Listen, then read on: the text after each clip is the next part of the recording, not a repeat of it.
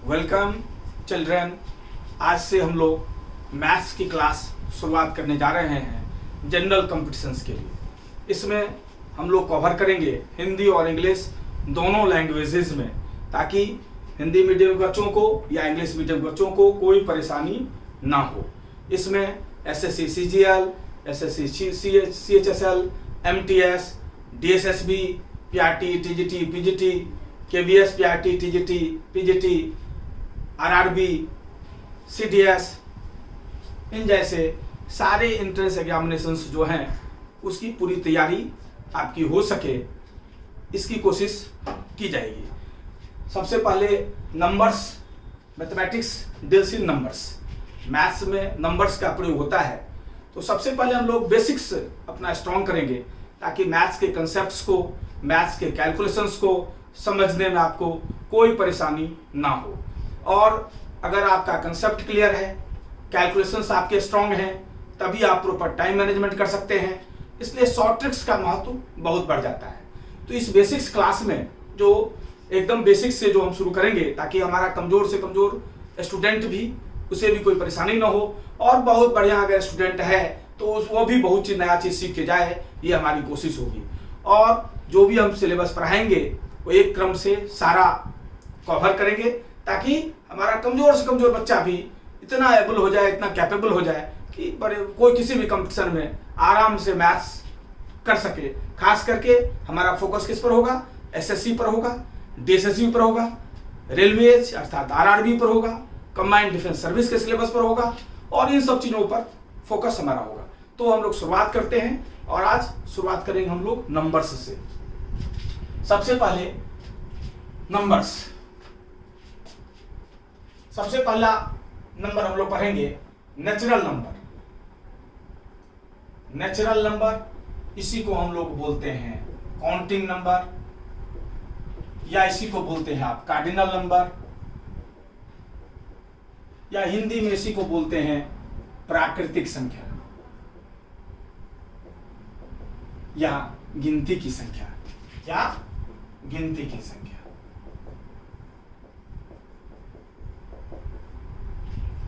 तो सबसे पहले नेचुरल नंबर क्या हुआ? गिनती कहां से शुरू करते हैं हम लोग? काउंटिंग कहां से शुरू करते हैं? 1 से।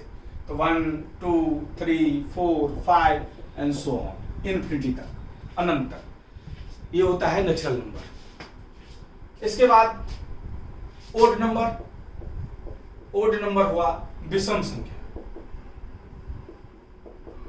सारे ओड नंबर नेचुरल नंबर तो है ही, सारे ओड नंबर नेचुरल नंबर तो है ही, लेकिन सारा नेचुरल नंबर ओड नहीं होता। ओड नंबर क्या होता है? ऐसे नेचुरल नंबर्स जिसमें 2 से डिवाइड ना हो, 2 से जिसमें डिवीजन पूरी तरह से ना हो, उसे हम कहते हैं odd number. That number which is not divisible by 2 is called an odd number.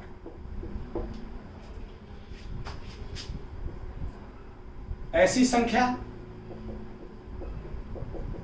जो 2 से विभाजित ना हो,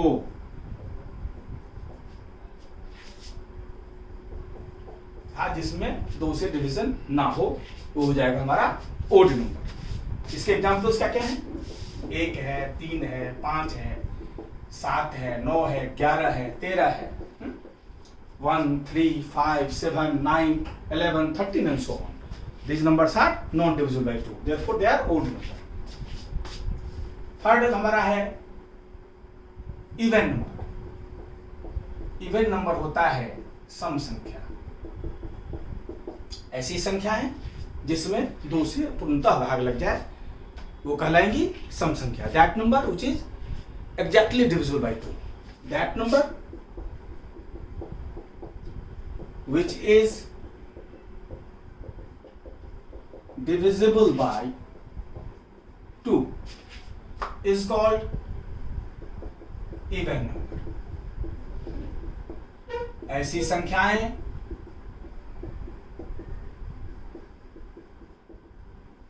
जो 2 से पूर्णतः विभाजित हो जाए, 2 से जो पूरी तरह से विभाजित हो जाए, ऐसी संख्याएं क्या कहलाएंगी? Even number. एग्जाम्पल्स इसके 2, 4, 6, 8, 10 था 2 से कटने वाले, 2 के टेबल में आने वाले जितने भी संख्या हैं वो क्या कहलाएंगे? वो कहलाएंगे इवन नंबर। इसके बाद अगला नंबर हम लोग पढ़ेंगे प्राइम नंबर। प्राइम नंबर अभाज्य संख्या, अभाज्य संख्या। अभाज्य संख्या सिर्फ खुद से और 1 से विभाजित होता है। Prime number is divisible by only 1 and itself. और ये ध्यान रखेंगे हमेशा कि 1 is not a prime number, 1 is a odd number but 1 is not a prime number. 1 जो है अभाज्य संख्या नहीं है। पहला प्राइम नंबर कौन सा है? 2। और एकमात्र इवन नंबर 2 ऐसा है, 2 एकमात्र इवन नंबर है जो प्राइम भी है। इसके अलावा 2 के अलावा कोई भी इवन नंबर प्राइम नहीं है। ठीक है जी। तो प्राइम नंबर क्या हुआ? जो कम से कम 2 संख्या से जरूर डिवाइड हो और सिर्फ खुद और अपने से डिवाइड हो, सिर्फ अपने और खुद से डिवाइड हो। That number which is divisible by that number which is divisible by 1 and itself। जो संख्या खुद से और 1 से विभाजित हो।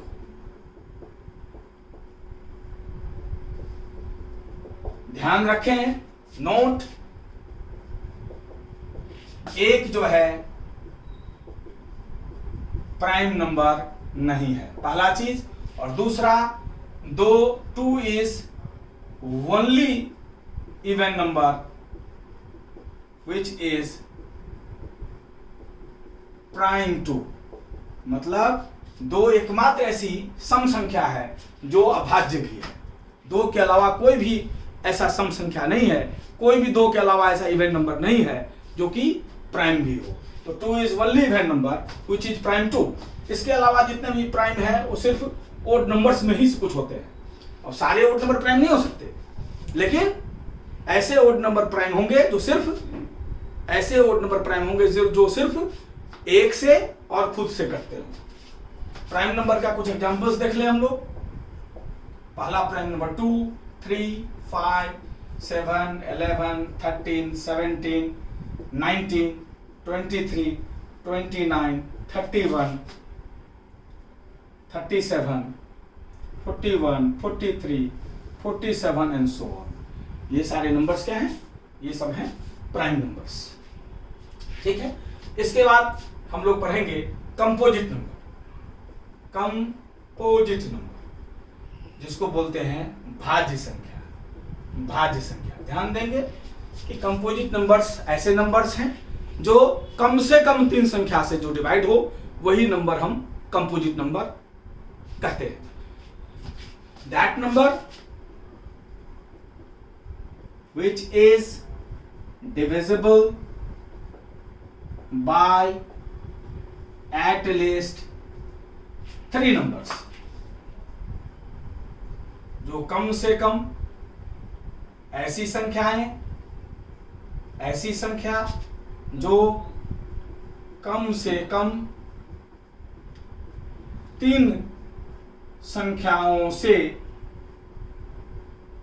भाज्य हो। कम से कम 3 संख्या से भाज्य होगा तभी वो कंपोजिट नंबर कहलाएगा। एग्जाम्पल ध्यान देंगे, 1 सिर्फ 1 से कटता है, 2 सिर्फ 1 और 2 से कटता है, 3 सिर्फ 1 और 3 से कटता है, 4 1 2 और 4 से कटता है। मतलब 4 पहला संख्या मिला हमें जो कि 3 संख्या से कटता है, तो कम से कम 3 संख्या से कटेगा तो उसे ही हम कंपोजिट नंबर कहते हैं। इसलिए पहला कंपोजिट नंबर कौन सा है? पहला कंपोजिट नंबर है 4, इसके बाद 6, इसके बाद 8, इसके बाद 9, 10, 12, 14, 15, 16, 18, 20, 21, 22, 24, 25 एंड सो ऑन। ये नंबर्स क्या हैं? ये नंबर्स हैं कंपोजिट नंबर्स। ठीक है बच्चों, कोई परेशानी, कहीं समझने में कोई दिक्कत? गुड, सारे बच्चे समझ गए। ठीक है, तो इसको मैं इरेज करता हूं और फिर आगे कंटिन्यू करेंगे हम लोग अगले नंबर से। उम्मीद करता हूं कि आप लोग समझ रहे होंगे। कहीं कोई परेशानी हो तो जरूर पूछें।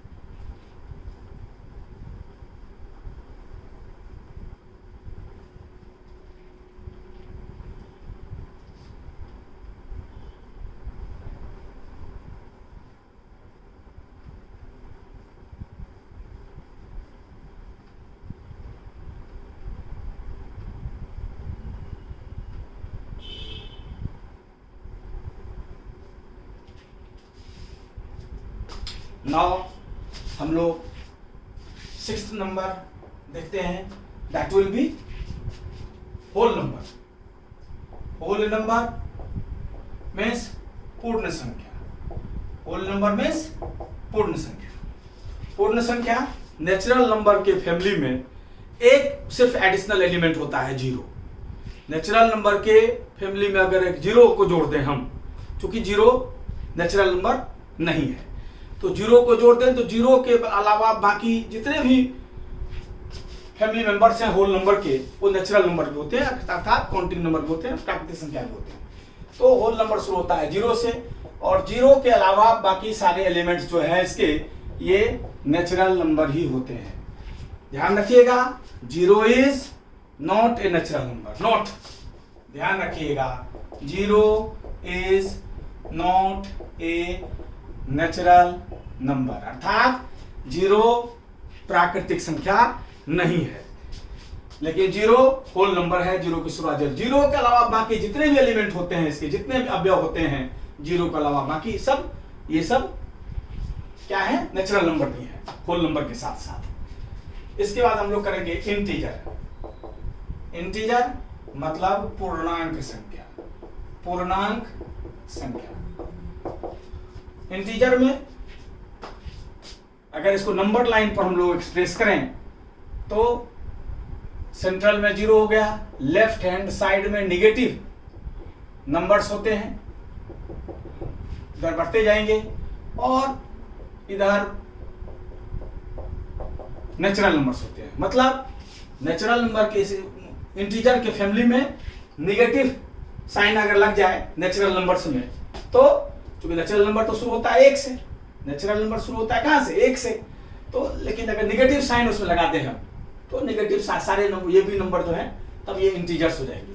और जीरो भी, इसके अलावा सारे नेचुरल नंबर भी इंटीजर्स के फैमिली में ये सारे आते हैं, निगेटिव वाले नंबर्स भी और जीरो भी, और साथ साथ नेचुरल नंबर्स भी। इसके बाद अगला नंबर हम लोग पढ़ेंगे, that will B rational number. Rational number, rational number मतलब परमेय संख्या।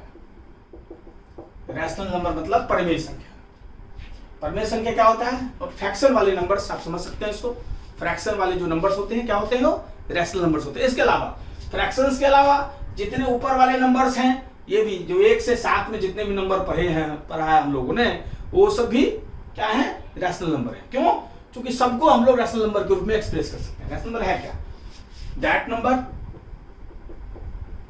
which can be expressed in the form of p by q।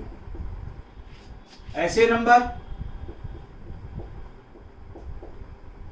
ऐसी संख्या जिन्हें हम P/Q के रूप में व्यक्त कर सकते हैं। ऐसी संख्या है जिसे हम P/Q के रूप में एक्सप्रेस कर सकते हैं, उसे हम रैशनल नंबर कहते हैं। लेकिन इसमें एक कंडीशन भी है कि यहाँ Q बराबर 0 नहीं होना चाहिए। ऐसा क्यों है?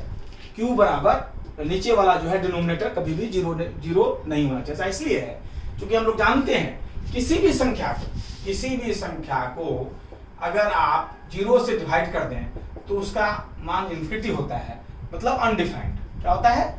अनडिफाइंड।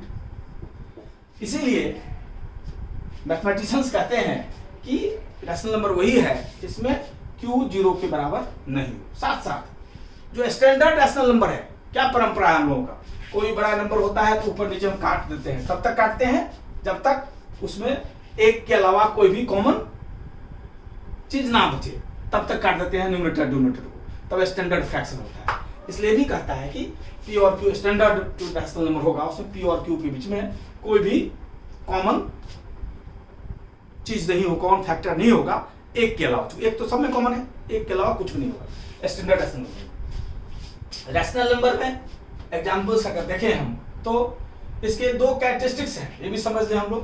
पहला कैरेक्टरिस्टिक्स है इसका कि टर्मिनेटिंग डेसिमल।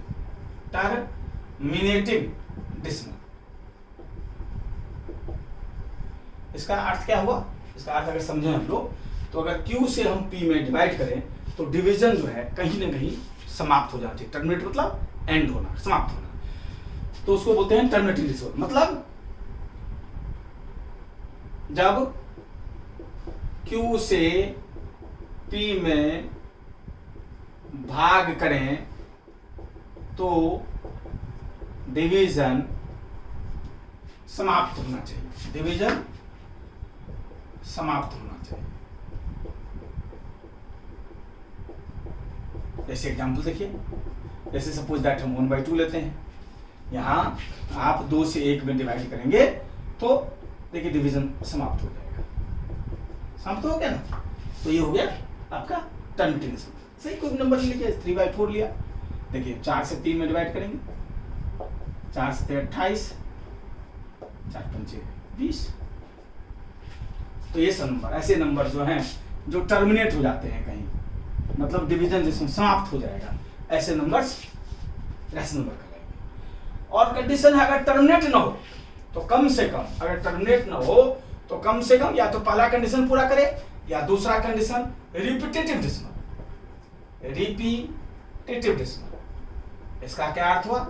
इसका अर्थ हुआ कि जब हम Q से P में डिवाइड करें तो डिवीजन अगर समाप्त ना हो तो कम से कम सेम डिजिट्स जो है हमारे क्वोशेंट में, मतलब भागफल में, वही अंक बार बार पुनरावृत्ति हो उनकी, बार बार उनका रिपीटेशन, तो उसको बोलते हैं रिपीटेटिव डेसिमल। रिपीटेटिव डेसिमल क्या हो गया? रिपीटेटिव डेसिमल क्या हो गया? रिपीटेटिव डेसिमल क्या हो गया कि जब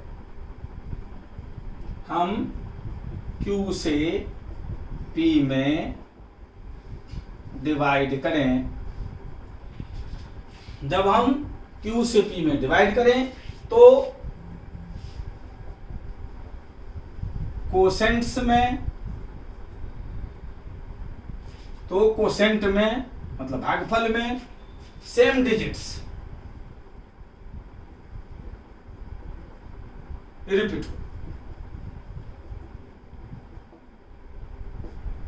ठीक है, एग्जाम्पल समझ लें आप। जैसे 1/3 ले आप, क्या होता है? 3 से 1 में डिवाइड कीजिए, देखिए सेम रिपीट होगा, देख रहे हैं ना, सेम रिपीट होगा। इस टाइप का नंबर 1/3 हो गया आपका, 1/6 हो गया आपका। इस टाइप के नंबर जो हैं ये भी रैशनल नंबर कहलाएंगे। या तो टर्मिनेट हो जाए या रिपीट हो जाए, इन दोनों में से एक कंडीशन जरूर फुलफिल होना चाहिए, तभी उसे हम लोग रैशनल नंबर कहेंगे। एक चीज एक साथ और ध्यान रखें, रैशनल नंबर के ऊपर जितना भी नंबर हम लोगों ने पढ़ा है सारे रैशनल हैं, सारे रैशनल हैं। क्यों? क्योंकि अगर मान लिया जाए, क्योंकि अगर मान लिया जाए आप लिखते हैं 2, तो 2 can be written as 2/1 also, therefore 2 is a rational number. आप लिखते हैं 0, तो 0/1 is also 0, therefore 0 is also rational number. अगर कोई भी ऐसा नंबर लेते हैं जिसका आप स्क्वायर रूट पूरी तरह से निकाल पाते हैं या क्यूब रूट पूरी तरह से निकाल पाते हैं तो वो भी रैशनल नंबर है। क्यों? अगर सपोज दैट हमने लिखा √60 तो that is rational number. Why?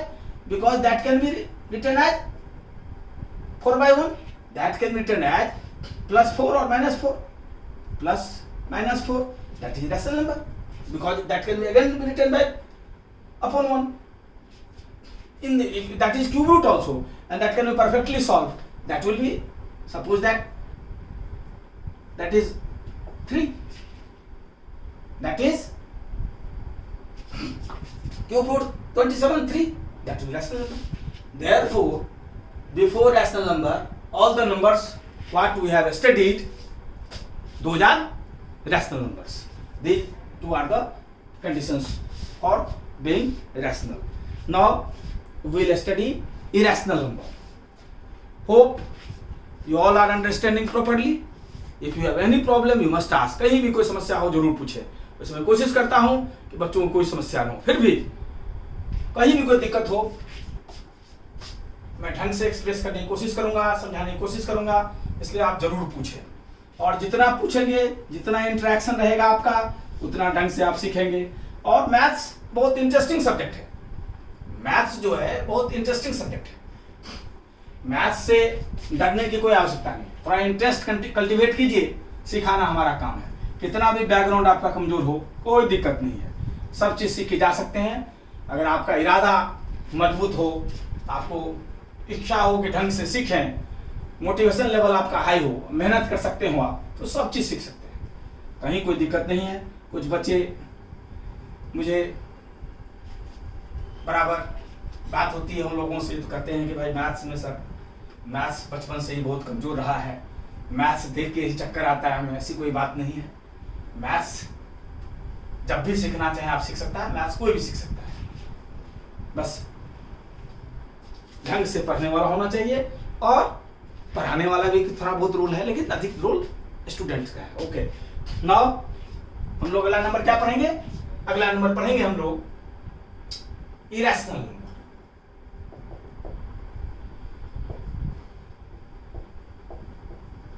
Irrational numbers मतलब अपरिमेय संख्या। अपरिमेय संख्या। इससे पहले बच्चों हम लोगों ने क्या पढ़ा था? रैशनल नंबर्स, परिमेय संख्या। क्या बताया था उसमें? रैशनल में बताया था कि दो कंडीशंस में एक फुलफिल जरूर होना चाहिए। जो जब भी हम क्यू से पी में डिवाइड करें तो या तो डिवीजन टर्मिनेट हो जाए, खत्म हो जाए, या कम से कम जो है कोसेंट में मतलब भागफल में अंकों का रिपीटेशन होना चाहिए। इसमें जस्ट उल्टा है रैशनल नंबर में। रैशनल नंबर में क्या हो गया? न तो समाप्त हो मतलब non terminating, and non repetitive. Non repetitive मतलब जस्ट उसका उल्टा, मतलब क्यू से पी में जो डिवाइड करें तो ना तो डिवीजन समाप्त हो और ना कोसेंट में सेम डिजिट्स का रिपीटेशन, तो उसे हम कहेंगे इरेशनल नंबर। एग्जांपल से समझ सकते हैं, कोई भी ऐसा नंबर जिसका हम परफेक्ट रूट न निकाल सकें, सारा का सारा इरेशनल नंबर है। जिसका भी परफेक्ट रूट आप न निकाल पाए सब इरेशनल नंबर। जैसे √2 ये चलता रहेगा, इसका वैल्यू परफेक्ट आप नहीं निकाल सकते। √3 है, नहीं निकाल सकते। इस टाइप के नंबर्स जो हैं क्या हो जाएंगे? इरेशनल। वही √4 रैशनल नंबर है। क्यों? तो √4 को निकाल सकते हैं। √4 क्या हो जाएगा? +-2। +-2 को अपन लिख सकते हैं हम। इसीलिए जिसका परफेक्ट रूट ना निकले वो हो जाएगा हमारा इरेशनल नंबर्स। ठीक है। और साथ साथ पाई, पाई जो है इसको मैथमेटिकल वैल्यू से अप्रोक्सीमेट वैल्यू है 22/7। ये अप्रोक्सीमेट वैल्यू है, पक्का एक्चुअल वैल्यू नहीं है, अप्रोक्सीमेट वैल्यू है पाई। लेकिन एक्चुअली जो है हो सकता है 22/7 तो रैशनल नंबर की तरह भी बिहेव करता है। 22/7 जो है रैशनल नंबर की तरह बिहेव करता है, लेकिन पाई का वो एक्चुअल वैल्यू नहीं है। पाई का जो एक्चुअल वैल्यू है वो रैशनल नंबर है। पाई को भी हम लोग रैशनल नंबर बोलते हैं। Pi is also called irrational number. Pi को भी रैशनल करते हैं। इसके अलावा जिसका परफेक्ट रूट नहीं निकाल पाए सारे रैशनल नंबर हैं, जैसे पाई ठीक है, जैसे पाई हो गया हमारा, √2 है, √3 है, √5 है, ये सब टाइप का नंबर जो है ये क्या क्या हो जाएगा बेटा, ये हो जाएगा इरेशनल नंबर्स। ओके, अब अगला नंबर हम लोग देखेंगे रियल नंबर। रियल नंबर जिसको हिंदी में बोलते हैं वास्तविक संख्या। क्या बोलते हैं? वास्तविक संख्या। दुनिया की सारी संख्याएं वास्तविक है। All numbers are real except, केवल एक्सेप्शन क्या है, अपवाद क्या है, ऑल नंबर्स आर रियल। सारी संख्याएं जो हैं ये वास्तविक है, ठीक है, एक्सेप्ट, केवल अपवाद क्या है, रूट अंडर -1। अगर रूट के अंदर कोई भी अगर माइनस लग के कोई भी नंबर हो तो वो हमारा रियल नंबर नहीं होगा। मतलब सारे नंबर रियल है, केवल रूट के अंदर माइनस वाला कोई नंबर नहीं होना चाहिए। मतलब अभी जितना नंबर आप लोगों ने पढ़ा ऊपर, सारे के सारे रियल हैं, चाहे वो कोई रैशनल नंबर हो या इरेशनल नंबर हो। रैशनल नंबर में तो रैशनल नंबर से ऊपर जितना भी संख्या पढ़ा आपने सारे रैशनल्स हैं, और रियल नंबर में सारे रैशनल्स भी हैं और सारे इरेशनल्स भी हैं।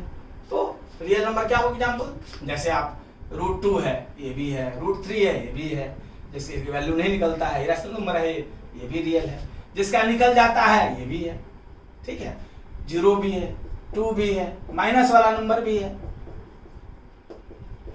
ठीक है, फ्रैक्शन वाले नंबर्स भी हैं। अगर बाहर माइनस हो उससे भी कोई परहेज नहीं है, बाहर अगर माइनस हो तो कोई परहेज नहीं है, बाहर माइनस हो तो कोई परहेज नहीं है। रूट के भीतर माइनस नहीं होना चाहिए, रूट के भीतर अगर माइनस होगा तो such numbers are called imaginary numbers, ठीक है।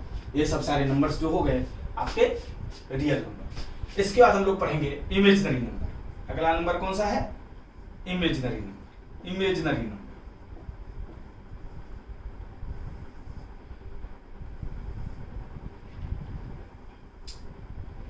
जिन बच्चों को कठिनाई हो वो नोट भी कर सकते हैं, नोट करते हुए चले, और जहाँ भी कोई दिक्कत हो घर में देखें या उसको बार बार देखें, या बार बार वीडियो को आप सुनेंगे तो ऐसे भी क्लियर हो जाएगा हर चीज़।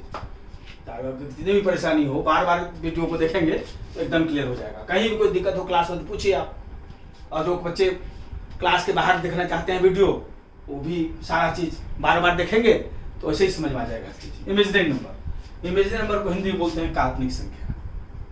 काल्पनिक संख्या, इसको आई के रूप में डिनोट करते हैं, इमेजिनरी नंबर, ठीक है। मैथमेटिक्स में, हायर मैथमेटिक्स में आई इक्वल टू √(-1) होता है। इसको 11th-12th में पढ़ेंगे आप लोग, और हायर मैथमेटिक्स में इसका यूज होता है। यहाँ तो क्लास 10th तक ही बेसिक मैथ्स, जनरल मैथ्स जो क्या है, जो SSC वगैरह में, जो कमांड डिफेंस सर्विस में है, या जो आपका बैंकिंग एग्जामिनेशंस में, या रेलवेज में, या DSSB में, RRB में, समझो जो एग्जामिनेशंस इसमें जो मैथ्स का स्टैंडर्ड होता है वो क्लास 10th तक होता है। क्लास 1 से क्लास 10th का सिलेबस ढंग से आप देख देखिए मैथ्स में, ठीक है जी, वही सिलेबस, उसी बेस से वही है, उसी बेसिक्स पर प्रॉब्लम्स आएगा, हायर क्लास के प्रॉब्लम्स नहीं होते इसमें। तो यहाँ हम लोगों को सिर्फ रियल नंबर्स तक पढ़ना है, लेकिन जानकारी के लिए इमेजिनरी नंबर बताता हूँ, काल्पनिक संख्या। बस जस्ट इसका उल्टा, जितने भी रूट के अंदर अगर कोई भी संख्या को डाल दोगे तो क्या हो जाएगा, ये हो जाएगा हमारा इमेजिनरी नंबर्स, ठीक है बच्चों। देख लीजिए कहीं कोई परेशानी नहीं होनी चाहिए, तो इसे मिटा दूं, ठीक है।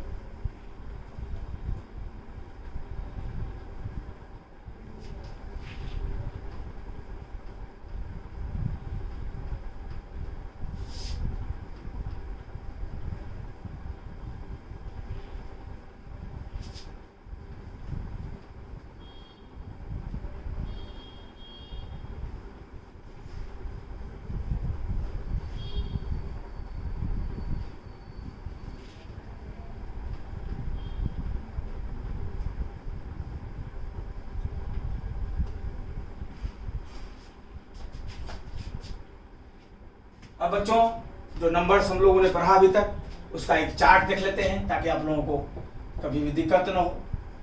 नंबर्स को दो भाग में बांट दिया, पहला रियल मतलब वास्तविक, और अगला इमेजिनरी मतलब काल्पनिक। रियल नंबर के भीतर दो नंबर हो गए, रैशनल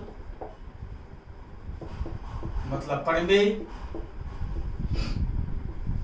और इरेशनल अपरिमेय।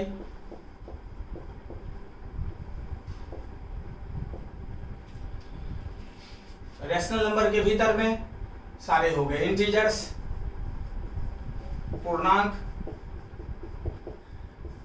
इंटीजर्स के भीतर में सारे होल, पूर्ण। होल के भीतर में सारे नेचुरल, प्राकृतिक, और नेचुरल के भीतर ही हो गए सारे इवन मतलब सम, ओड मतलब विषम, प्राइम अर्थात अभाज्य, और कंपोजिट अर्थात भाज्य। ध्यान रखिएगा, कोई भी रैशनल नंबर होगा तो रियल होगा ही, कोई भी इंटीजर होगा, नीचे वाला तो ऊपर में पूरी तरह से मतलब जिसके नीचे जो आ रहा है। अब कोई भी इवन है नेचुरल होगा ही, लेकिन सारे नेचुरल इवन नहीं होंगे, क्योंकि इवन में नेचुरल नंबर में कुछ इवन होंगे, कुछ ओड होंगे, कुछ प्राइम होंगे, कुछ कंपोजिट होंगे, ठीक है ना। और कोई भी इवन नंबर जो है वो नेचुरल होगा ही, लेकिन सारे नेचुरल इवन नहीं हो सकते, सारे नेचुरल ओड नहीं हो सकते, क्योंकि कुछ इवन नेचुरल होंगे, कुछ ओड नेचुरल होंगे, कुछ प्राइम नेचुरल होंगे, कुछ कंपोजिट नेचुरल होंगे, लेकिन ये सब नेचुरल तो है ही, नीचे वाले सारे नेचुरल है, ठीक है। इसी प्रकार सारे होल नंबर जो है, सारे होल नंबर नेचुरल नहीं होंगे, क्योंकि जीरो एडिशनल हो जाता है, लेकिन सब नेचुरल नंबर होल नंबर होगा है, क्योंकि जीरो के अलावा बाकी सारे नेचुरल होल नंबर की फैमिली आते हैं। इसी प्रकार ये चार्ट ध्यान में रहेगा तो आपको कोई कंफ्यूजन नहीं होगा। फिर से मैं दोहरा दूं, बच्चे बराबर कंफ्यूज करते हैं। दो जो है वो पहला प्राइम नंबर है और एक प्राइम नंबर नहीं है, इसको हमेशा ध्यान रखिएगा। और जीरो जो है नेचुरल नंबर नहीं है, तो दो चीज हमेशा ध्यान रखिएगा। बच्चे कंफ्यूज करते हैं इसमें कि जीरो जो है क्या है, जीरो नेचुरल नंबर नहीं है, पहला चीज। और दूसरा वन जो है वो ओड नंबर है, वन जो है प्राइम नंबर नहीं है, पहला प्राइम नंबर 2 है, इसको ध्यान रखिएगा, ठीक है। ओके, आप लोग समझ रहे होंगे। अब इसको इरेज कर देता हूं, फिर आगे हम लोग चलते हैं।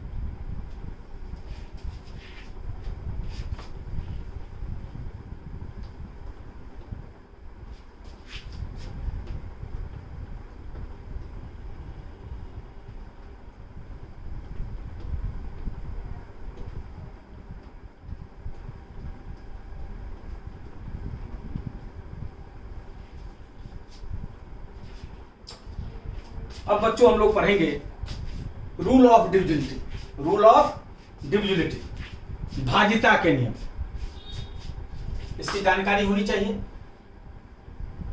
इससे आपको कई चीजों में मदद मिलेगी, कैलकुलेशन से भी मदद मिलेगी, ऐसे पर कुछ प्रॉब्लम्स भी कभी आ जाते हैं। तो अब हम लोग पढ़ेंगे rule of divisibility. Rule of divisibility, भाज्यता के नियम। भाज्यता के नियम एकदम बेसिक से मैं शुरू कर रहा हूं ताकि कहीं कोई बच्चे को परेशानी न हो, और सब चीज सिखाएंगे। जल्दी से आप कैसे मल्टीप्लाई करें, जैसे जल्दी से कैसे डिवाइड करें, आप स्क्वायर्स बड़े बड़े नंबर्स कैसे निकालेंगे, क्यूब्स कैसे निकालेंगे, सारा ट्रिक्स सिखाएंगे आपको फास्ट कैलकुलेशंस का। एकदम बेसिक से शुरुआत कर रहे हैं। हर चीज, कितना भी बच्चा कमजोर हो मैथ्स में, कितना भी फोबिया रहा हो उसको बचपन से, या पढ़ाने वाला टीचर ना मिला हो, या खुद न पढ़ा हो, अब पढ़ने की इच्छा जगी हो, किसी प्रकार के बच्चे होंगे, सबको समझ में आएगा। खाली अब जो है इंटरेस्ट रखें और बार बार वीडियो को बार बार रिपीट करें, बार बार देखें, वैसे ही मैथ्स में इंटरेस्ट डेवलप हो जाएगा और सब चीज समझ में आएगा। वेल, अब शुरू करते हैं हम लोग रूल ऑफ डिविजिबिलिटी, भाज्यता के नियम। सबसे पहले डिविजिबल बाय 2, डिविजिबल बाय 2, 2 से भाज्य। 2 से कौन कौन नंबर 2 से जिसमें भाग लगेगा, divisible by 2, that number whose last digit is 0, 2, 4, 6 और 8। ऐसी संख्याएं जिसका अंतिम अंक 0, 2, 4, 6 या 8 हो, वह 2 से जरूर भाज्य होगा। मतलब किसी भी नंबर पर अगर देख लीजिए आप, अंतिम अंक अगर 0 है, 2 है, 4 है, 6 है या 8 है, तो ऐसी संख्याएं जो है 2 से जरूर कटेंगी। ठीक है बच्चों, अब डिविजिबल बाय 3 देखेंगे।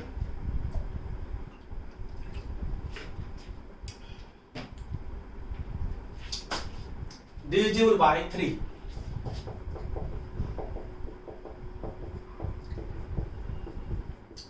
तीन से भाज्य।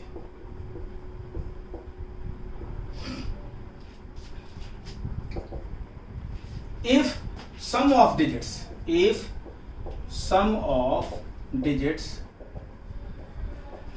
of any number be divisible by 3, that number will be divisible by 3। मतलब अगर किसी संख्या के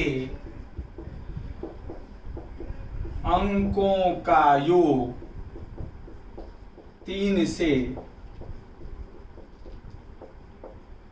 विभाजित होता है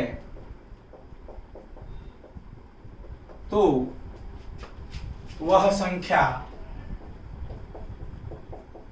3 से जरूर विभाजित होगा। एग्जाम्पल से समझिए इसको। कोई भी नंबर लेते हैं, अगर उसके अंकों का योग 3 से कट जाएगा तो संख्या 3 से विभाजित होगा, नहीं कटेगा तो नहीं विभाजित होगा। कोई भी संख्या लेते हैं, सपोज दैट हमने 5, 6, 7, 8 ले लिया। अब देखते हैं ये 3 से कटता है कि नहीं। अगर इन चारों का सम 5, 6, 7, 8, ये अगर 3 के टेबल में आ जाएगा, 3 से कट जाएगा तो संख्या 3 से कट जाएगी। 11, 7, 18 और 2, 20, 6, 26, ये आता है 26। हम देखते हैं कि 3 से 26 नहीं कटता, इसलिए ये संख्या जो है, ये संख्या 3 से डिविजिबल नहीं होगा। इसी संख्या को अगर हम कर दें 5, 6, 7, 7, तभी नहीं कटेगा ये। अगर इसको हम 6 कर देते हैं तभी कट जाएगा ये।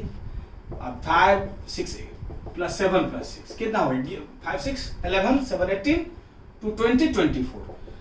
24 देखिए 3 से कट रहा है, 3 से कट रहा है, इसलिए ये डिविजिबल है। ये 3 से इसका सम नहीं कट रहा है, इसलिए ये 3 से डिविजिबल नहीं होगा।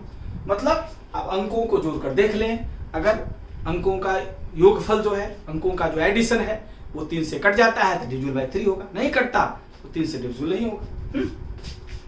समझ गए? अब देखिए जैसे डिविजिबल बाय 4, 4 से भाज्य, 4 से भाज्य। अगर किसी संख्या का अंतिम 2 अंक 4 से कटता हो तो वह संख्या 4 से जरूर कटेगा। If last 2 digits of any number be divisible by 2, that number will be divisible. If last 2 digits of any number be divisible by 4, that number will be divisible by 4। मतलब अगर किसी संख्या का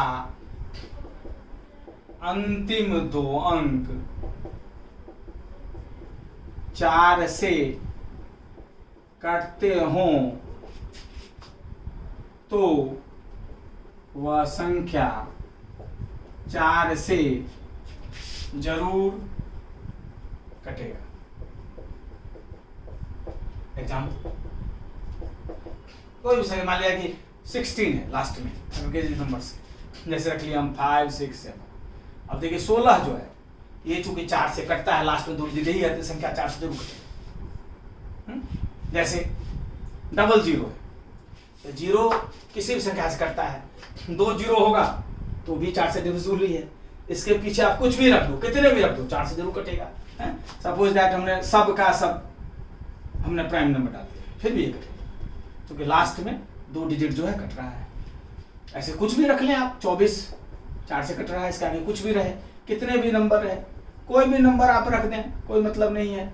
अगर लास्ट का 2 डिजिट 4 से कटता है, 4 से 24, 4 से 16, 00 भी 4 से कटेगा ही, तो ये सारे नंबर जो हैं 4 से डिविजिबल हो गए। मतलब सिर्फ 4 में क्या देखना है हमें, लास्ट का 2 डिजिट जो है 4 से कटे। अब फिर से कोई दिक्कत बच्चों, फिर से मैं इसको इरेज भी कर रहा हूं, आप लोगों को बताते भी जा रहा हूं। 2 के लिए क्या हुआ, 2 के लिए लास्ट में आपको सिर्फ ये देखना हो कि लास्ट में 0, 2, 4, 6 या 8 हो, यदि कंडीशन फुलफिल करता है तो 2 से डिविजिबल होगा। 3 में क्या सीखा हम लोगों ने, अगर किसी संख्या के अंकों का योग, sum of digits of that number, अगर वो डिविजिबल हो 3 से तो संख्या 3 से कटेगा। 4 में क्या सीखा हम लोगों ने, अगर किसी संख्या का अंतिम 2 अंक 4 से कटता हो तो वो संख्या 4 से जरूर कटेगा। ठीक है बच्चों, कोई दिक्कत, किसी बच्चे को समझने में कहीं भी कोई दिक्कत हो तो जरूर पूछें। छोटी से छोटी बात मैं बताने जा रहा हूं और इसको एकदम ऊंचे तक ले चलेंगे और किसी भी बच्चे को दिक्कत ना हो, ये हमारा प्रयास होगा। चाहे उसका मैथ्स का बैकग्राउंड कितना भी कमजोर हो, वो भी बच्चा समझ के जाए, सीख के जाए। अगला है हमारा डिविजिबल बाय 5, 5 से भाज्य।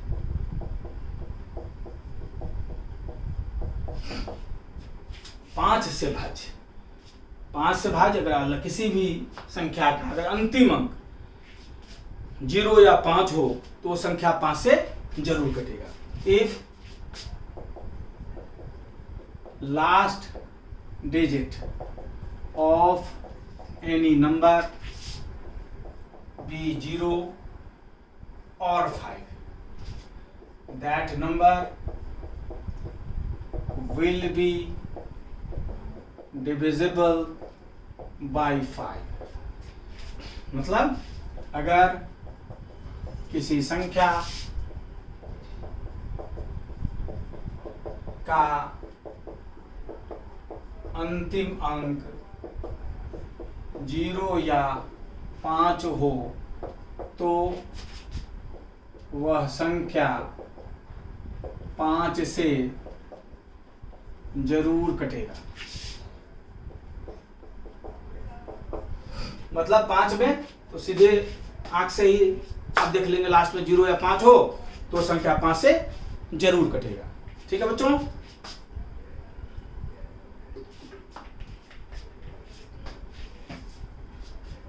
अब डिविजिबल बाय 6, डिविजिबल बाय 6, 6 से भाज्य।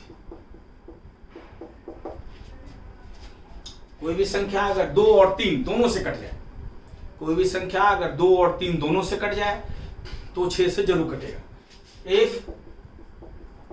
Any number is divisible by 2 and 3 both, that number will be divisible by 6। अगर कोई संख्या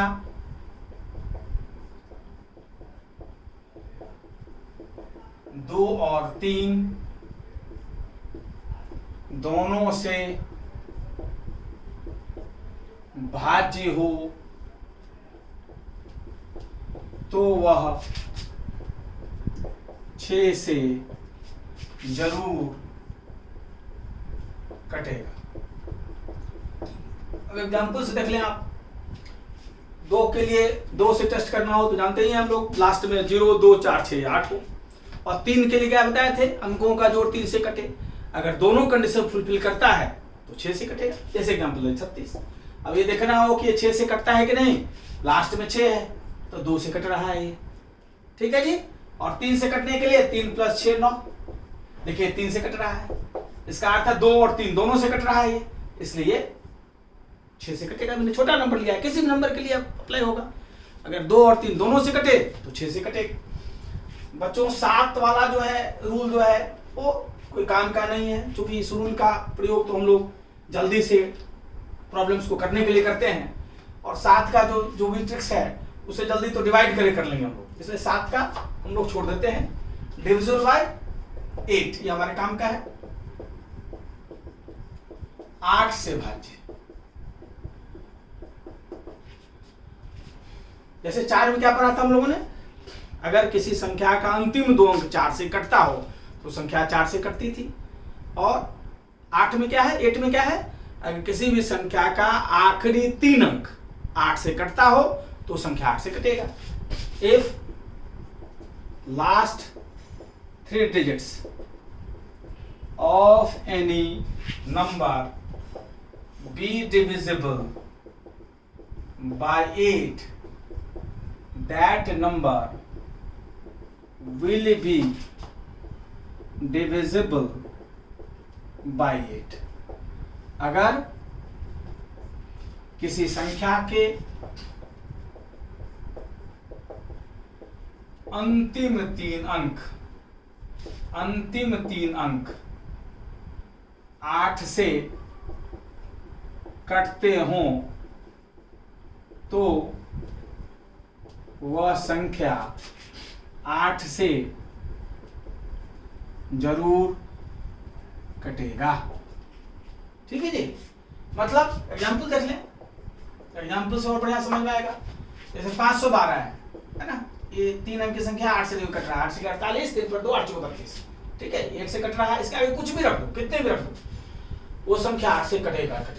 कुछ भी रख दो आप। देखो हमने सब नोट पूर्णांक संख्या रखा, फिर भी ये कटेगा, क्योंकि अंतिम 3 डिजिट जो है इस संख्या का 8 से कट रहा है। ऐसे ही लास्ट में अगर आखिरी में 3 जीरो डाल दें आप, तो जीरो किस समय संख्या से कटता है, 8 से भी कटेगा। लास्ट का तीनों डिजिट अगर 8 से कट गया तो संख्या 8 से कटना ही है, इसलिए आप इसके पहले कुछ भी लगा दो आप। जैसे हमने ये ले दिया, फिर भी कटेगा। कितने भी रख दो, कोई भी रख दो, मतलब नहीं है। अगर अंतिम 3 अंक अगर 8 से कट रहा है तो कटेगा, ठीक है। अब 128 8 से कट रहा है, ठीक है।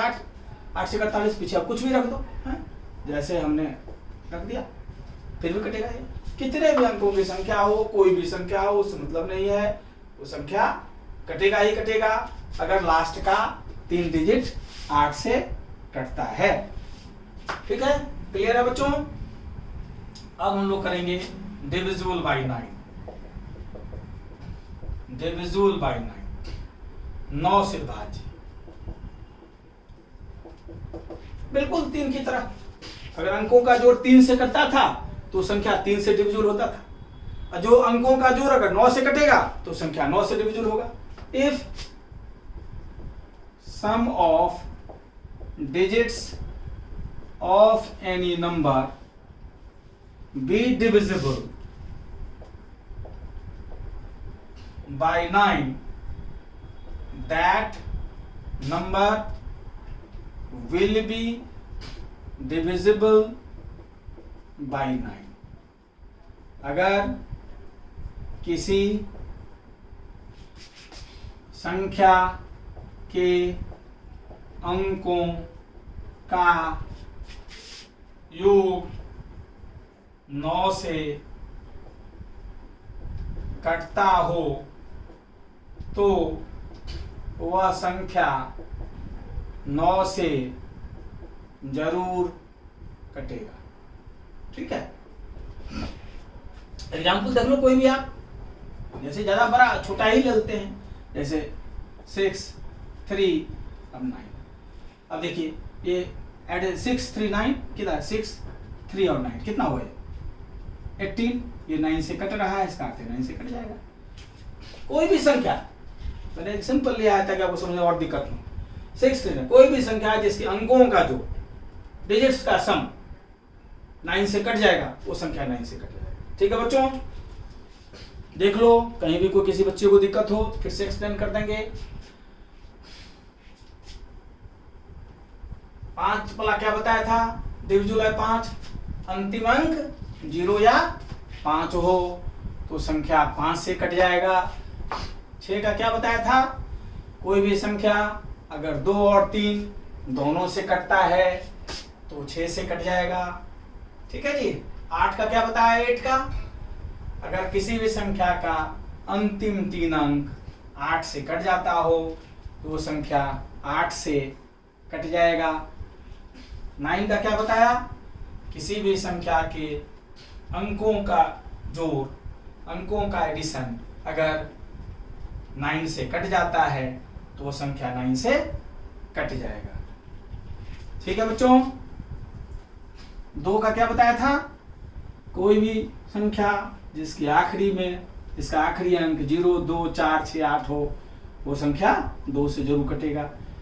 3 का क्या बताया था, किसी भी संख्या के अंकों का योग अगर 3 से कटता है तो वो संख्या 3 से कट जाएगा। ठीक है बच्चों, कहीं कोई दिक्कत हो तो जरूर पूछो।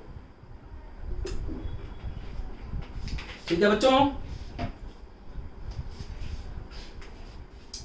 अब डिविजिबल बाय 10,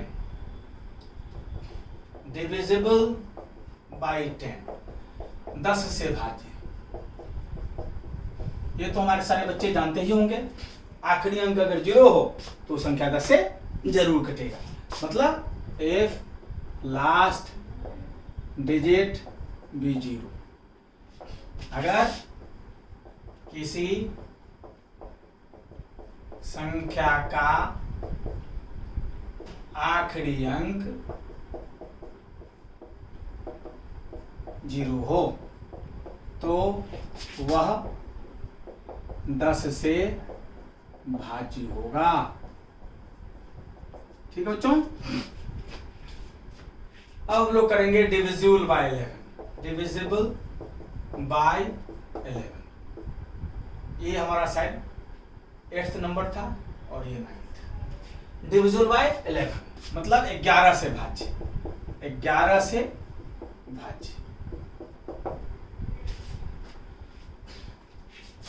पहले नोट कर लें आप, फिर डिस्कस करेंगे हम लोग। If difference between, if difference between, if difference between sum of digits at alternate places be 0 or multiple of 11, that number will be divisible by 11। Hindi में लिख देता हूं, अगर अल्टरनेट, अल्टरनेट क्या हुआ, एक अंक छोड़कर अगला अंक, अगर अल्टरनेट अंकों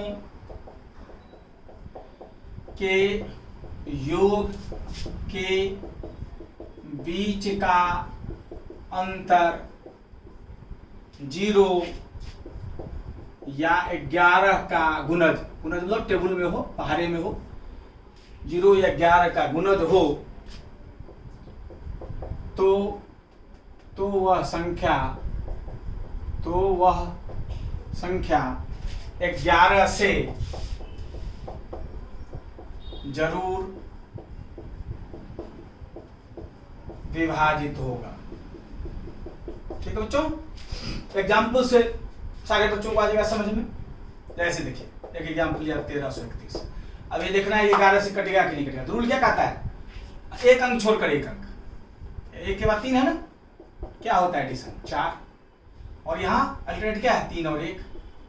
अब देखिए दोनों के डिफरेंस क्या है 0 0 हो जाएगा, अगर टेबल में आ जाए फिर भी हो जाएगा। जैसे 9 8 7 6, ठीक है जी। ये कितना हो गया 17 3 20 4 24 6 30 हो गया, ठीक है। और 11 का अगर डिफरेंस लाना हो तो 30 में से 11 घटा तो कितना हो जाएगा 19। अच्छा 19 वाला का एडिशन संख्या तो देखो, जैसे 7 6 7 3 10 4 14, ठीक है 19 हो गया। अब देख लो 9 8 7 और 6 क्या हो गया 9 8 7 और 6। तो क्या एडिशन है 7 3 10 3 13 8 21 9 30, और देखो यहाँ 7 6 6 12 13 13 और 5 18। 6 5 11 7 18, हमें चाहिए 9, कितना डिफरेंस चाहिए 18 11 29, हमें 11 का अंतर चाहिए, मतलब एक इसको और बढ़ाना पड़ेगा। तो सब पूछ रहा है कि यहाँ 6 कर दें, अब यहाँ 6 कर दें अगर कितना हो गया 6 6 12 7 19, और 30 में से 19 माइनस हो गया तो 11।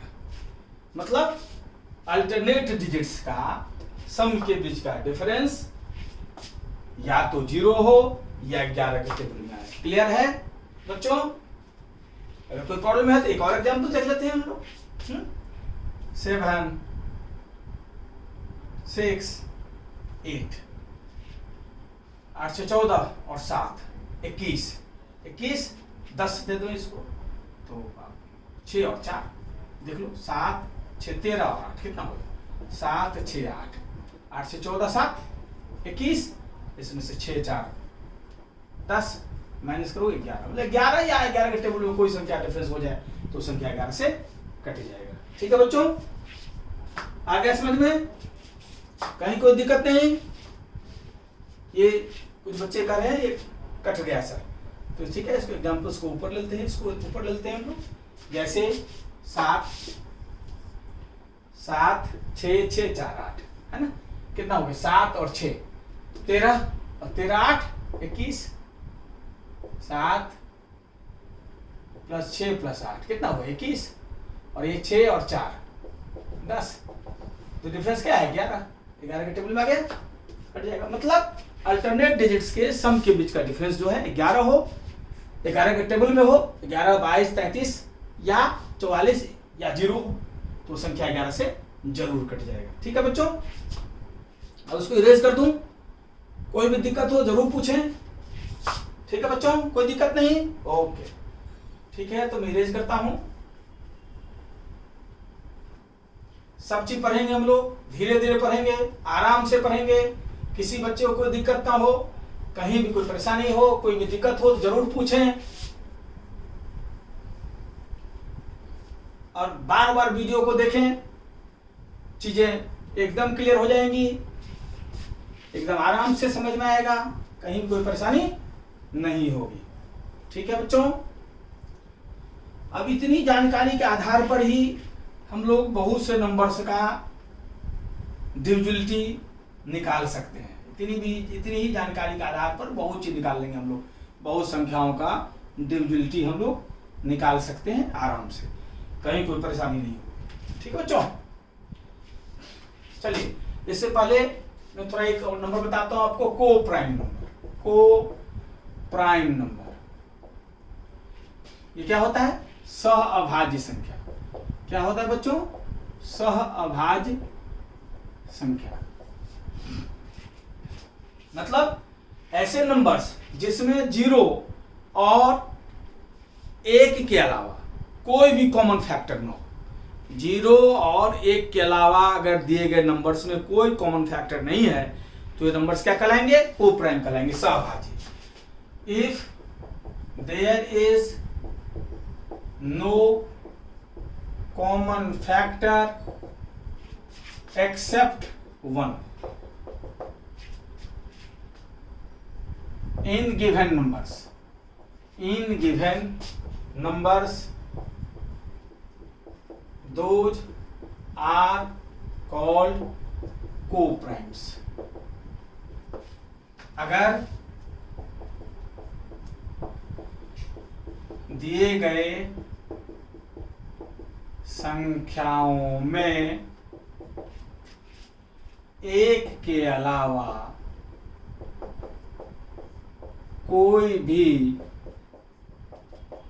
उभयनिष्ठ गुणनखंड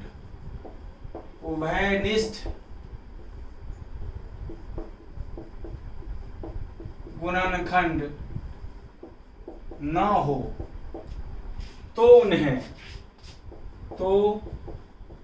उन्हें हम सहअभाज्य कहते हैं। सहअभाज्य कहते हैं। इसको एग्जाम्पल से नहीं समझ लें हम लोग। जैसे देखिए हमारा 3 और 4, ये देखिए कोप्राइम है, इसमें कोई भी कॉमन फैक्टर नहीं है, मतलब दोनों को काट दे ऐसा कोई फैक्टर नहीं है। एक तो सब में होता है, एक तो सब संख्या, एक से सब संख्या करता है, एक के अलावा 3 4 ये कोप्राइम हो गया है? जैसे हमारा 3 5 है, कोप्राइम है। ठीक है जी, कोप्राइम है, कोप्राइम है। मतलब सहअभाज्य के लिए कोई जरूरी नहीं कि दोनों प्राइम ही हो, एक कंपोजिट भी हो सकता है या दोनों कंपोजिट भी हो सकता है? जैसे 25 16, ये देखिए दोनों भाज्य संख्या है लेकिन फिर भी आपस में कोप्राइम नहीं। जैसे 25 5 से कटेगा 25 से, और 16 2 से 4 से 8 से 16 से, एक के अलावा कोई भी कॉमन फैक्टर इन दोनों नहीं तो कोप्राइम है। 9 8 9 भी 3 से कटेगा, 9 से कटेगा, 8 2 से 4 से 8 से, लेकिन इन दोनों में कुछ भी कॉमन फैक्टर नहीं है। एक तो सब में कॉमन होता है, एक के अलावा कुछ भी कॉमन फैक्टर नहीं है, तो ऐसे नंबर्स कहलाते हैं कोप्राइम्स। तो कोप्राइम फैक्टर के आधार पर जो है इतनी ही जानकारी, अब सब चीज पूरा टेबल्स तो याद करना संभव नहीं है, तो इतनी ही जानकारी के आधार पर बहुत चीज हम लोग निकाल सकते हैं। जैसे सपोज दैट हमें डिविजिबिलिटी टेस्ट करना हो, मान लें डिविजिबिलिटी टेस्ट करना हो 12 का, तो 12 3 गुना 4 होता है। 3 का भी रूल जानते हैं हम, 4 का भी रूल जानते हैं, आपस में कोप्राइम है, कुछ भी कॉमन नहीं। ऐसा फैक्टर लेना पड़ेगा जिसमें कुछ भी कॉमन ना हो। अब रूल हम 3 का भी जानते हैं, 4 का भी जानते हैं, 3 4 दोनों से जो कटेगा बार, अगर कोई ऐसा ले लेंगे नंबर आप जो जिसमें आपस में कुछ कॉमन ना हो तो आपका रिजल्ट गलत भी आ सकता है। इसलिए हमेशा कॉमन फैक्टर कोई भी नहीं होना चाहिए एक के अलावा। तो 3 और 4 दोनों से कटेगा तो 12 से जरूर कटेगा वो संख्या। ठीक है जी। ऐसे ही आप 15 ले लें, 3 और 5 दोनों का रूल भी जानते हैं हम लोग, 3 और 5 दोनों से कटेगा तो 15 जरूर कटेगा। अब आंख 5 को आंख से ही देख लेंगे, लास्ट में 0 और 5 तो पहला कंडीशन मीट कर दिया, और 3 अगर सम ऑफ डिजिट्स 3 से कटता है तो 15 जरूर कटेगा। 72 है जैसे, तो हम 8 और 9 दोनों का रूल जानते हैं, आपस में कोप्राइम भी है। ठीक है, अगर ये कोप्राइम वाला नहीं लेंगे तो फिर गलती हो जाएगी। जैसे सपोज दैट हम 40 का टेस्ट करते हैं, अब 40 जो है 10 मल्टीप्लाइड बाय 4 भी होता है, लेकिन आपस में कोप्राइम नहीं है, ये कोप्राइम नहीं है, इसलिए रियल गलती हो जाएगा। अगर 10 और 4 दोनों से कटता है तो हो सकता है कि 10 और 4 देखिए कई नंबर ऐसे हो सकते हैं, 10 और 4 20 देखिए 10 से भी कटता है, 4 से भी कटता है, लेकिन 40 से नहीं कटता, इसलिए 10 मल्टीप्लाई बाय 4 40 होता है, और 40 जो है 10 से भी कटता है या 4 से भी कटता है, लेकिन 40 से 20 नहीं कटता। तो ऐसी स्थिति हो जाएगी आपकी। इसलिए 40 का अगर फैक्टर आप 8 मल्टीप्लाई बाय 5 लेते, ऐसा कभी नहीं होगा। जो 8 और 5 दोनों से कटेगा वो 40 से कटेगा ही कटेगा। इसलिए हमेशा कोप्राइम नंबर आपको सिलेक्ट करना है जो आपस में कोप्राइम हो। इसके आधार पर ही आप बहुत से रूल डिविजिबिलिटी टेस्ट कर सकते हैं। जैसे आप हमें 72 है, 72 से डिवीजन करना कठिन होगा, और हम 8 और 9 दोनों का रूल जानते हैं, कम कैलकुलेशन से हम देख लेंगे 72 से कटेगा कि नहीं कटेगा। हमें देखना है 45 से, अब 9 और 5 दोनों जानते हैं, रूल आराम से कर सकते हैं, 9 से भी देख लेंगे, 5 से दोनों से कटेगा तो 45 से जरूर कटेगा। ऐसे ही अब 18 से हमको देखना है, 18 का टेबल हो सकता है हमें ना पता हो, तो 9 और 2 दोनों से कटेगा तो 18 से जरूर कटेगा। और दोनों का रूल भी जानते हैं आपस में, ये सावधानी ये बरतनी है कि दोनों आपस में कोऑपरेट होना चाहिए। ठीक है बच्चों, समझ गए, कहीं कोई दिक्कत नहीं? ठीक है, ठीक है बच्चों। अब हम लोग कुछ फॉर्मूले देखेंगे ताकि वो लोग बारी बारी से थोड़ा थोड़ा याद करते रहेंगे आप लोग, और क्लास में भी पढ़ते रहेंगे तो याद हो जाएगा वैसे ही। और लेकिन फॉर्मूले याद करने से कैलकुलेशन आपका फास्ट होता है। तो धीरे धीरे कुछ बेसिक फॉर्मूले मैं लिख रहा हूँ जिसको आप लोग तैयार कर लें। ठीक है बच्चों, और हर बच्चे को समझ में आ रहा है, कहीं कोई दिक्कत नहीं? ठीक है, ओके। अब हम लोग कुछ फॉर्मूले नोट करेंगे। इन फॉर्मूलों को जो है कोशिश करें कि मेमोराइज कर लें, क्योंकि आजकल के एग्जामिनेशंस में आप जानते ही हैं समय कम होता है, जल्दी से चीज़ों को बनाना होता है, और इसमें ये फॉर्मूले जो है आपकी बहुत मदद करते हैं। इसलिए फॉर्मूले याद कर लें, क्योंकि टाइम मैनेजमेंट बहुत बड़ा फैक्टर है। वैसे हम लोग बहुत चीज़ शॉर्ट ट्रिक्स वगैरह भी सीखेंगे अगली क्लासेस में। ठीक है, और आज जो है कुछ फॉर्मूले मैं लिख देता हूँ, उसको ढंग से सारे बच्चे मेमोराइज कर लें, कोशिश करें। और मैथ्स बहुत इंटरेस्टिंग सब्जेक्ट है और घबराने की जरूरत नहीं है। कमज़ोर से कमज़ोर बैकग्राउंड वाले बच्चों को भी आएगा समझ में, खाली लगन होना चाहिए। आप पढ़ें ढंग से, अब पढ़ेंगे सारा चीज़ समझ में आएगा। ठीक है बच्चों, ठीक है, नोट कर लें कुछ फॉर्मूले जिसको हिंदी में सूत्र कहा जाता है। इसको मैं लिख रहा हूँ सारे बच्चों के लिए, सारे बच्चे इसको जरूर नोट कर लें और याद कर लें। a प्लस बी का whole square, A square plus 2ab plus B square. इस फॉर्मूले को बेटा दूसरे ढंग से भी हम एक्सप्रेस कर सकते हैं, जैसे इसको हम a माइनस बी का होल स्क्वायर प्लस 4ab है, एक ही फॉर्मूला है, लेकिन क्योंकि देखिए वो क्या होता है, A square plus B square minus 2ab और प्लस 4ab को जोड़ेंगे तो प्लस 2ab, मतलब सेम चीज़ है ये। लेकिन कभी कभी ऐसी जरूरत पड़ जाती है कि आपको आपके पास a माइनस बी है और ए बी है, और आपको इस इक्वेशन a प्लस बी की जरूरत होती है इक्वेशन सॉल्व करने के लिए, वहाँ आपकी मदद कर देगा। ठीक है, इसलिए ये भी याद होना चाहिए। a माइनस बी का whole square, A square minus 2ab plus B square. इसको दूसरे ढंग से भी बच्चे लिख सकते हैं, a प्लस बी का होल स्क्वायर माइनस 4ab है वही चीज, A square plus B square plus 2ab, plus 2ab minus 4b क्या होगा, माइनस 2ab, मतलब सेम चीज हुआ है। A square minus B square, A plus B into A minus B. ठीक है बच्चों, A plus B plus C का whole square, A square plus B square plus C square, 2 common ले लेंगे, A B plus B C plus C A. ठीक है, अगर a plus B का whole square plus a minus B का whole square, ये क्या हो जाएगा बच्चे, 2a square plus B square. कभी कभी आपको a square plus B square के रूप में जरूरत पड़ जाएगा। ठीक है, या कभी कभी से तो इसको दूसरे ढंग से भी सेम फॉर्मूला है और लिखते हैं बीच में, इसको आप इस ढंग से भी लिख सकते हैं। अगर a square plus B square है सेम चीज, तो ये 2 नीचे आ जाएगा, a प्लस बी का whole square plus a minus B का होल स्क्वायर अपॉन 2। ठीक है, मतलब 2 मल्टीप्लाइड है, ये निकालेंगे तो 2 नीचे आ जाएगा, सेम चीज है, इसलिए बीच और लिख दिया है।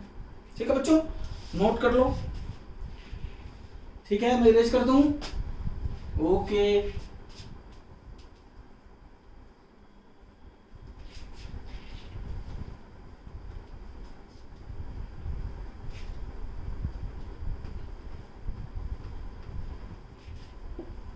आराम से धीरे धीरे थोड़ा थोड़ा करेंगे आप लोग, बार बार वीडियो को देखें और इसको नोट कर लें, नोट करते चलें वीडियो के साथ। एक बार वीडियो उसे देखें, फिर दूसरा कॉपी लेके बैठें, इसको नोट करें ढंग से, फॉर्मूले सबको बार बार देखेंगे उसे याद हो जाएगा। ठीक है, एकदम आराम से पढ़ें, कोई प्रेशर लेने की जरूरत नहीं है, सब चीज हम लोग समझेंगे ध्यान से।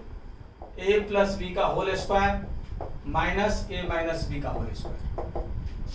ठीक है बच्चों, ये क्या हो जाएगा, ये हो जाता है 4ab।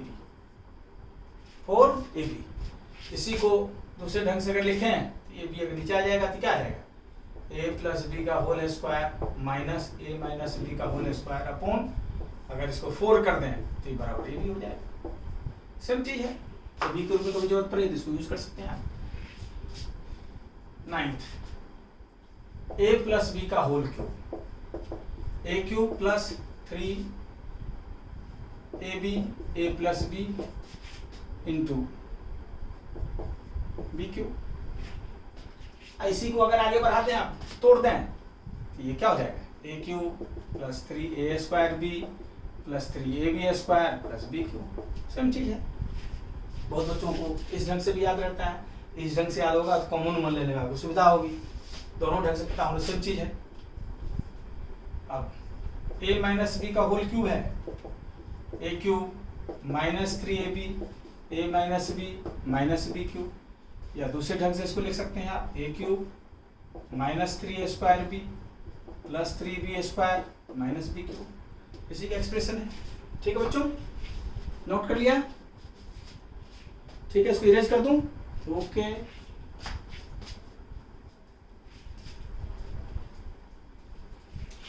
आराम से करें, कहीं कोई दिक्कत नहीं है, बार बार पढ़ें, इंटरेस्ट जगाएं, कहीं कोई भी दिक्कत हो जरूर पूछें।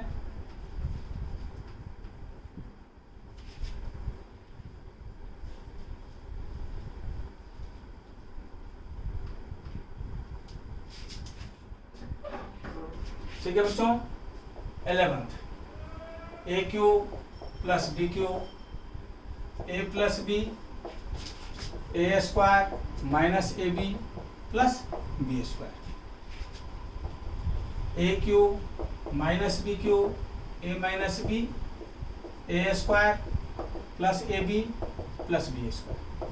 ये सब बहुत इंपॉर्टेंट फॉर्मूले हैं, ढंग से पढ़ें और बार बार इसको तैयार करें। कुछ फॉर्मूले और हैं, इसके बाद फिर अगले क्लास में पढ़ेंगे लो डिटेल्स में इसको, तब तक ढंग से आप लोग पढ़ेंगे, बार बार वीडियो को देखेंगे। 4-5 फॉर्मूले और हैं, उसको मैं लिख देता हूँ, उसको बढ़िया से तैयार कर लें आप। ठीक है, अगला next a cube plus B cube plus C cube minus 3abc a plus B plus C a square plus B square plus C square minus A B minus B C minus C. इसको आजकल दूसरे ढंग से भी problems आते हैं जिसमें आपको दूसरी टाइप की फॉर्मूले की जरूरत पड़ेगी। सेम फॉर्मूला है लेकिन दूसरे ढंग से है, इसको भी हम लोग देख लें। Half a plus B plus C into a minus B का whole square plus b minus C का whole square plus c minus a का होल स्क्वायर। इसको एडवांस मैथ्स में इसकी जरूरत बहुत पड़ती है, SSC CGL वगैरह CHSL वगैरह में ढंग से करें, कंबाइंड डिफेंस सर्विस में ढंग से करें, और इसके आगे फॉर्मूले जो वगैरह अगले क्लास में जारी रखेंगे। Hope you have enjoyed the class. Thank you बच्चों, ढंग से पढ़ें, कोई दबाव न लें और लगन होगा तो बिल्कुल करेंगे। Thank you well.